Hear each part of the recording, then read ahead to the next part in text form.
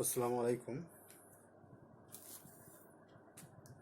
Class 7-এর ইতিহাসের ক্লাসে আজ তোমাদের শাহজাহানাবাদ মুঘল রাজধানী এ সম্পর্কে আলোচনা করব। গত ক্লাসে তোমাদের আলোচনা করা হয়েছিল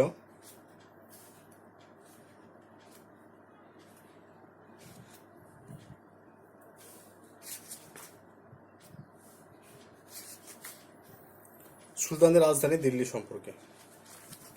সুলতানদের রাজধানী দিল্লি তার শেষ অংশ নিয়ে আলোচনা করা হয়েছিল গত ক্লাসে। আজ তোমাদের আলোচনা করব শাহজাহানাবাদ মুঘল রাজধানী। এই শাহজাহানাবাদ শহরের যিনি প্রতিষ্ঠাতা তিনি হলেন মুঘল সম্রাট শাহজাহান। মুঘল সম্রাট শাহজাহান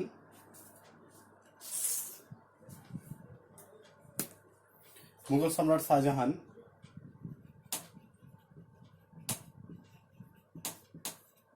এই শাহজাহানাবাদ শহরটি প্রতিষ্ঠা করেছিলেন।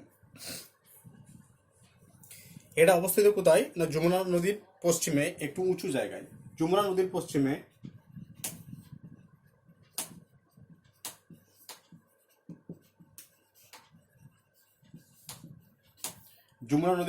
একটু উঁচু জায়গায় এই শাহজাহানাবাদ শহরটি অবস্থিত।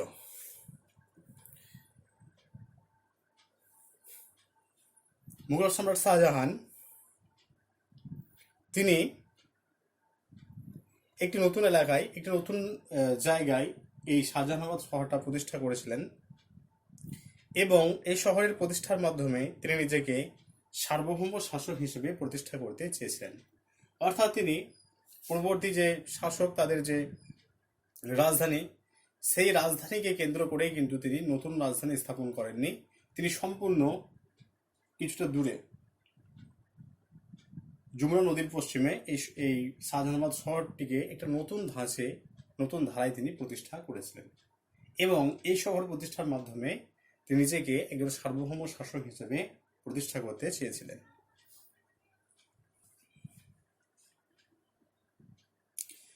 এবং এই শাহজাহানাবাদ শহর প্রতিষ্ঠা করার সময় তিনি ইন্দো ইসলামীয় শিল্পরীতির অনুসরণ করেছিলেন। ইন্দো ইসলামীয় শিল্পরীতি বলতে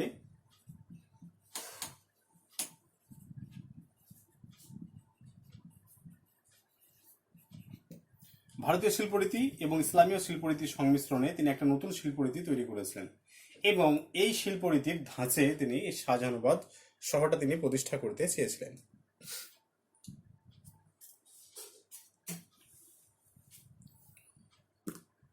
এই শাহজাহানাবাদ শহরের প্রধান বৈশিষ্ট্য ছিল স্থাপত্যগুলো লাল বেলে পাথরে তৈরি।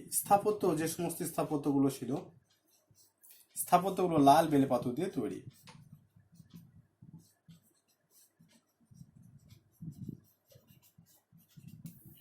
শাহজাহানাবাদ শহরের যেগুলো প্রধান স্থাপত্য, সেই প্রধান স্থাপত্যগুলো ছিল লাল বেলে পাথর দিয়ে তৈরি। তাহলে লাল বেলে পাথর দিয়ে তৈরি ছিল এরকম দুটো উল্লেখযোগ্য স্থাপত্য হচ্ছে লাল কেল্লা আর হচ্ছে জামা মসজিদ।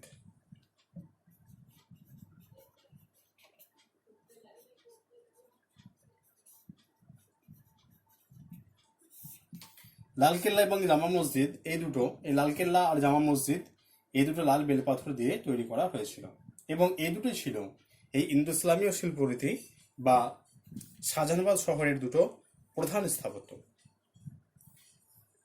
শাহজাহানাবাদ শহরকে ঘিরে একটা উঁচু এবং বিরাট পাথরের পাঁচিল তৈরি করা হয়েছিল। এর গায়ে 27টি বুরুজ এবং অনেকগুলি ছোট বড় দরজা বানানো হয়েছিল। তাহলে শাহজাহানাবাদ যে শহর, সেই শহরকে ঘিরে একটি উঁচু এবং বিরাট পাঁচিল নির্মাণ করা হয়েছিল। উঁচু এবং বিরাট পাঁচিল নির্মাণ করার প্রধান বৈশিষ্ট্য হলো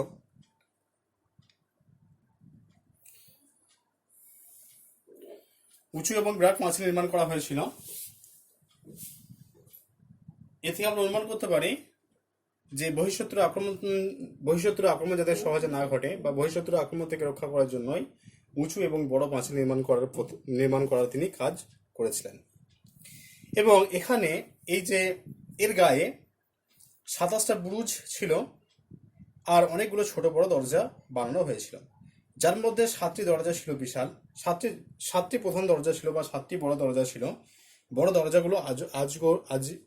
দরজাগুলো আজকের দিনেও আমরা দেখতে পাই। তাহলে শাহজাহানাবাদ শহরে যারা বেড়াতে গেছে তারা আজকের দিনেও সেই বড় দরজাগুলোর অস্তিত্ব তারা দেখতে পাবে।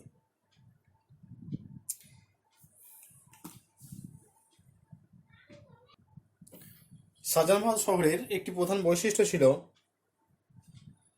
বসতি মিশ্র প্রকৃতির। এখানে মিশ্র প্রকৃতির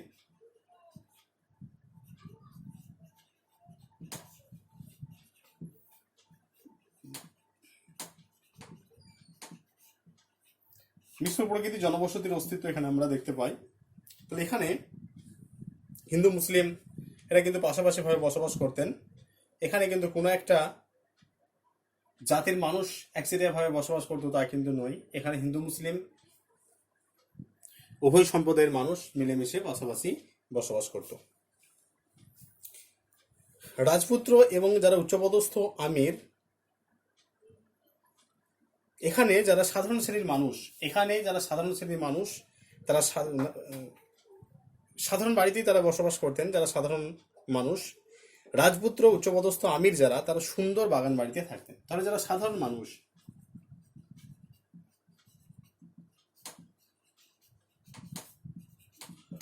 তারা সাধারণ বাড়িতে থাকতেন।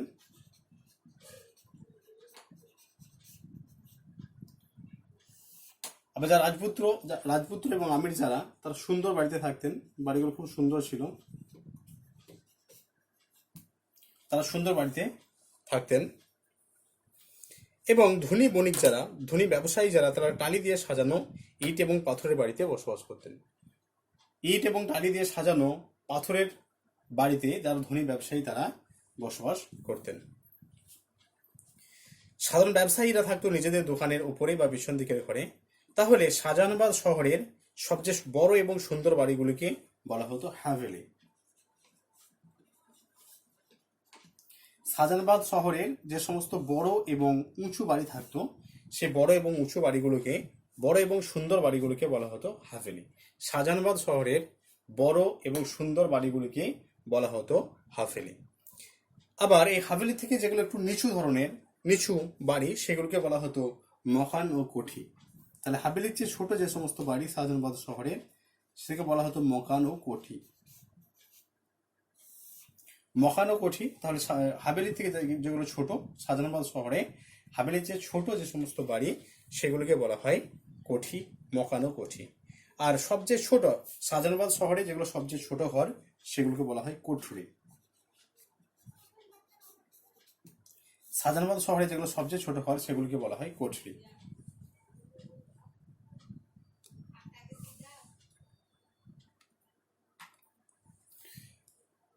দেখো, তার শাহজাহানাবাদ শহরে সবচেয়ে বড় এবং সুন্দর যেগুলো বাড়ি তাকে বলা হয় হাভেলি। এবং শাহজাহানাবাদ শহরের এই হাভেলি থেকে যেগুলো একটু ছোট এবং কম সুন্দর, সে বাড়িগুলোকে বলা হয় মকান। আর শাহজাহানাবাদ শহরে যে বাড়িগুলো ছোট, সে বাড়িগুলোকে বলা হয় কোঠরি।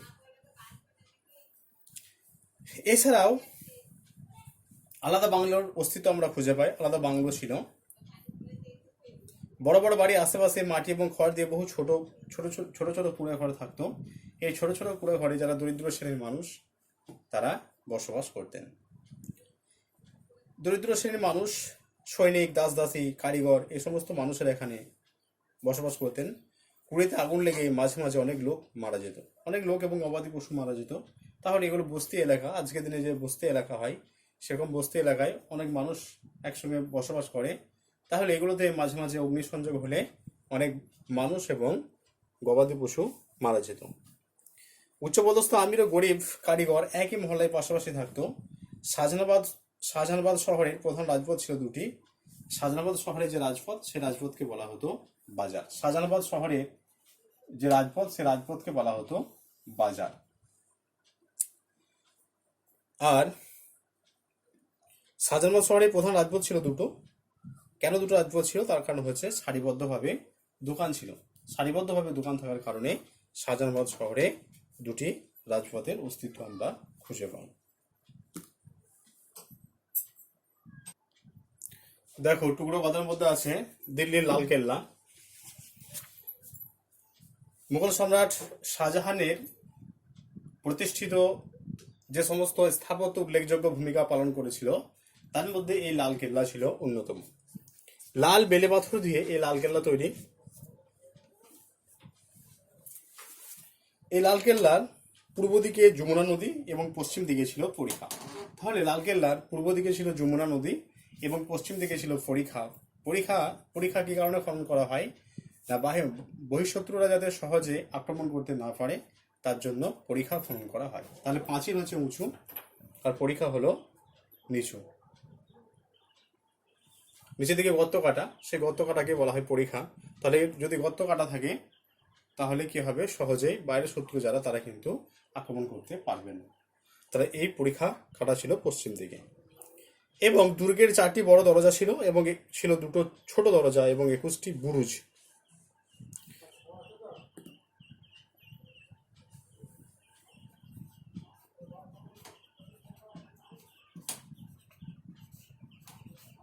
চারটি দরজা, দুর্গে ছিল 4টি প্রধান দরজা, 4টি বড় দরজা ছিল,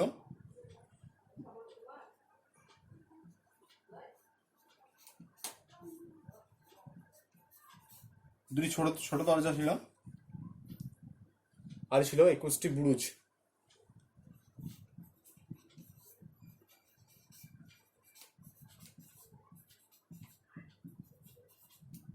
দুর্গে 4টি ছিল বড় দরজা, 2টি ছোট দরজা এবং 21টি বুরুজ ছিল।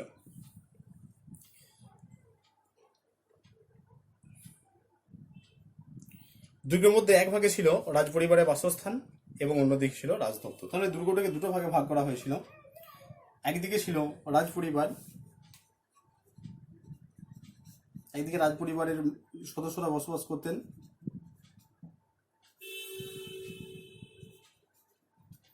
আর অন্যদিকে ছিল প্রশাসনিক দপ্তর।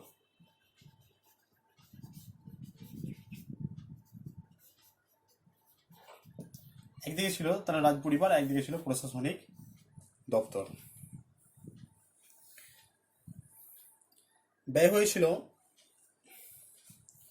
এই লালকেল্লা বানাতে ব্যয় হয়েছিল সেই সময় 91 লক্ষ টাকা। 91 লক্ষ টাকা ব্যয় হয়েছিল লালকেল্লা তৈরি করতে। দুর্গ শহরের মধ্যে নালা দিয়ে সেকালে জল বয়ে যেত। এই জলবাহী নালাগুলিকে বলা হতো নহরি বেহেস্ত। নহরি বেহেস্ত বা স্বর্গের নালা বলা হতো।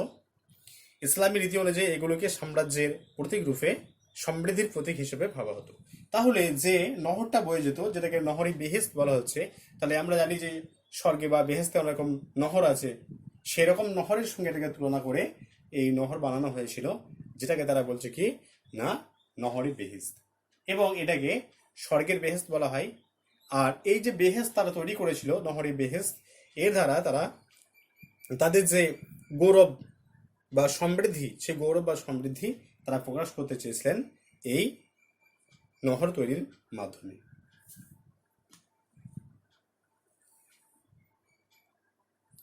দেখো, হিন্দু মুসলিম নির্বিশেষে সেই সময় পরব উদযাপন করতেন, এবং হিন্দু মুসলমানের যে ভেদাভেদ, সে ভেদাভেদ কিন্তু সেই সময় ছিল না। হিন্দু মুসলমান উভয়ে বিভিন্ন পরবে একসঙ্গে মিলেমিশে তারা আনন্দ উপভোগ করত। খাজা মঈনুদ্দিন চিশতি রহমতুল্লাহ আলাইহির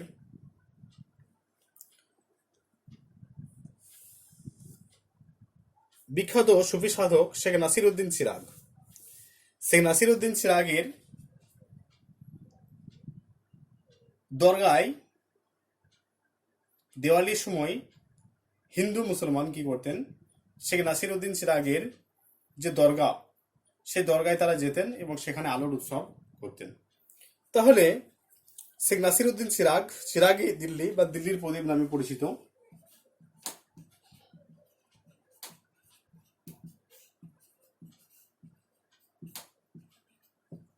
চিরাগে দিল্লি বা দিল্লির প্রদীপ নামে পরিচিত ছিলেন শেখ নাসিরউদ্দিন চিরাগ।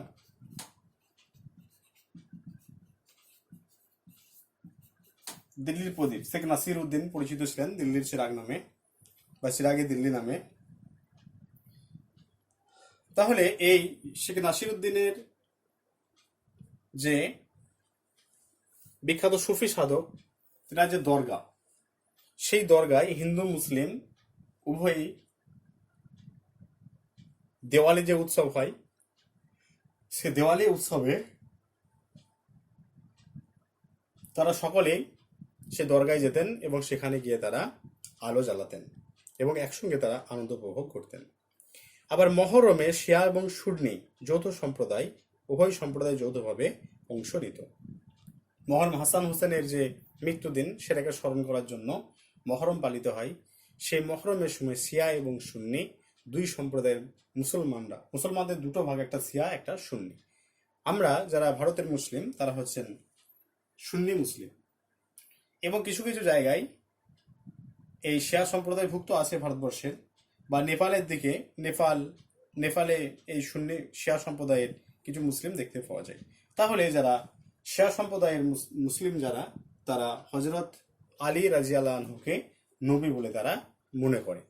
তাহলে এই এই মহরম যে পরব, হজরত হাসান এবং হুসেনের যে মৃত্যুদিন, সেই মৃত্যুদিনকে স্মরণ করে রাখার জন্য যে পরব পালিত হয় সেটাকে মহরম বলা হয়। সেই মহরমে এই শিয়া এবং সুন্নি উভয় সম্প্রদায়ের মুসলিম একসঙ্গে অংশ নিত। শাহজাহানাবাদ রাজধানী শহর হিসেবে দীর্ঘস্থায়ী হয়েছিল। তারা কিছু কিছু অবশেষ আজকের দিনেও পাওয়া যায়, আজকের দিনেও রয়ে গেছে কিছু কিছু অবশিষ্ট বা ভগ্নাবশেষ। সুলতানি রাজধানীগুলো থেকে এর আয়ু ছিল অনেক বেশি। এর থেকে মনে করা হয় যে শাসক হিসেবে মুঘলরা স্থায়িত্ব অর্জন করতে পেরেছিল। মুঘলরা শাসক হিসেবে স্থায়িত্ব অর্জন করতে পেরেছিল বলেই কিন্তু আজকের দিনেও এই যে শাহজাহানাবাদ শহর, সেই শহরের ধ্বংসাবশেষ আমরা দেখতে পাই। এরপর আছে তোমাদের টেক্সট বইয়ে পেজ নম্বর 100 আছে বণিক ও বাণিজ্য। ভারতবর্ষের মতো বিশাল দেশে বিভিন্ন সম্প্রদায় দেশের বিভিন্ন প্রান্তে তাদের পসরা সাজিয়ে নিয়ে বাণিজ্য করার জন্য তারা এক প্রান্ত থেকে অন্য প্রান্তে যেত। তাহলে এই যে বাণিজ্য, তাহলে বাণিজ্য তখন যে সময়ের কথা আমরা পড়ছি, সেই সময় বাণিজ্য মূলত জলপথের মাধ্যমেই সম্পাদিত হতো। তাহলে বিভিন্ন প্রান্তের বণিকরা যাদের যেখানে যে জিনিসগুলো সহজলভ্য, সেইগুলোর বা সহজে যেগুলো পাওয়া যায় সেই পসরা সাজিয়ে নিয়ে তারা বিভিন্ন দেশে বাণিজ্য করার জন্য যেতেন। তবে সেই সময় কিন্তু আকাশপথ বা রেলপথ ছিল না। সেই সময় বাণিজ্যের প্রধান মাধ্যম ছিল জলপথ। এইসব পথ অনেক ক্ষেত্রে আবার যেগুলো সড়ক পথ ছিল, সেই সড়ক পথগুলো ছিল বিপদ আপদের সম্ভাবনা অনেক বেশি। তাই যারা বণিক ছিলেন তারা কিন্তু এই বাণিজ্যের ক্ষেত্রে বা বাণিজ্যের কাজে তারা জলপথকে বেশি পছন্দ করতেন। তবুও কিছু কিছু বণিক তারা স্থলপথে বাণিজ্য করতেন বা সড়ক পথে বাণিজ্য করতেন,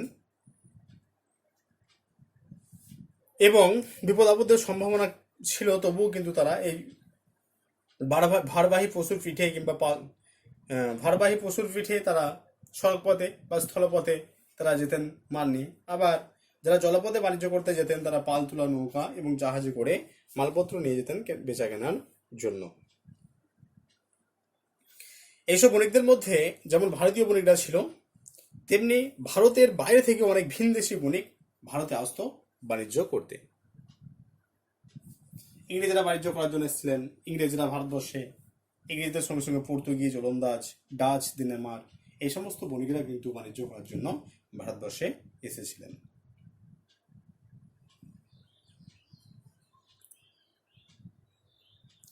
ব্যবসা বাণিজ্যের জন্য বাণিজ্য পথের ধারে, নদী কিংবা সমুদ্রের পাড়ে গড়ে উঠেছিল হাট, মন্ডি, গঞ্জ এবং ছোট শহর।